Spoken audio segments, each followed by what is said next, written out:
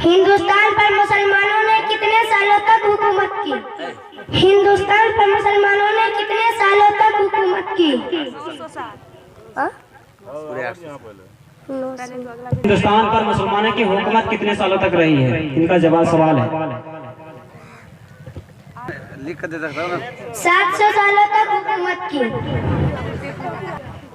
सवाल नंबर 5, हिंदुस्तान पर मुसलमानों की आखिरी हुकूमत किसकी थी? इसका आखिरी बादशाह कौन था? अरे हिंदुस्तान में मुसलमान का आखिरी बादशाह कौन था?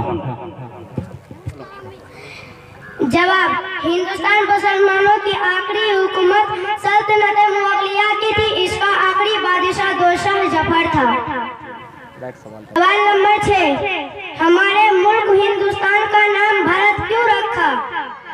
हमारे मुल्क 30 सेकंड का है। हमारे हिंदुस्तान मुल्क का नाम जो है भारत क्यों रखा गया? जवाब दें, 30 सेकंड टाइम दिया गया। जवाब, हमारे मुल्क में हिंदुस्तान का नाम राजा भरत के नाम से भारत रखा। जी, ये देश राजा भरत सिंह है, भरत के नाम पर देश का नाम भारत रखा गया।